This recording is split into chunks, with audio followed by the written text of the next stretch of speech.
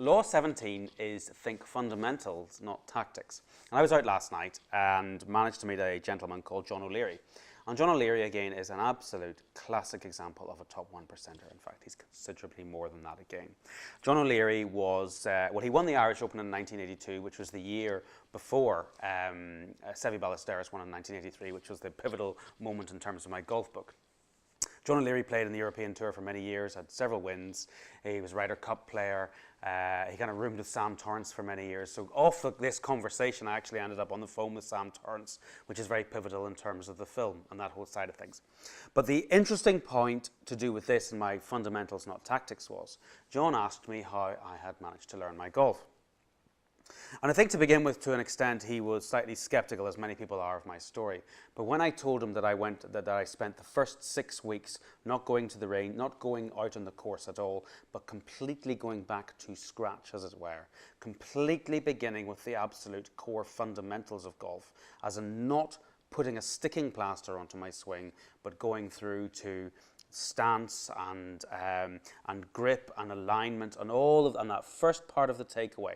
Isn't meant to be a golf story, but that really core fundamental setup of the golf swing and that first part of the takeaway. If you can get that right, you end up with a swing that starts to work properly beyond that. So that ability to focus on fundamentals for a long period of time before you ever go out on the course is an incredibly important way to learn golf. I'm just using golf as the metaphor here.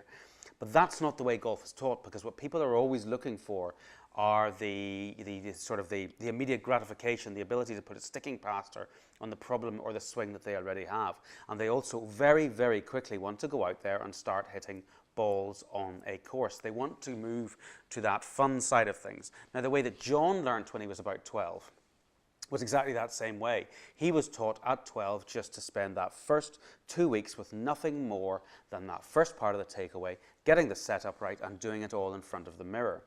And it's not a lot of fun, and it's particularly not a lot of fun perhaps when you're a 12-year-old boy, when you want to just go out there and bash balls. But then, lo and behold, he goes out there and becomes such a success on tour and has had a fantastically successful career. And I think we're going to be doing some work with him from that whole golf side of the business as well. So this really is just a very good example to illustrate that fundamentals, not tactics thing. And that applies fundamentally in business as well, so that you need to think about, we talk about this within coffee shops. They're always looking sometimes for marketing tactics to get new customers through. And what I'm always trying to get them to do is to focus on the fundamentals we talk about this triangle of the fundamentals of the business, which is to do with food, coffee and service. You keep working your way around those three. Those are the fundamentals of a great coffee shop. If you do nothing more than focus on getting those three right, you will invariably have a successful business.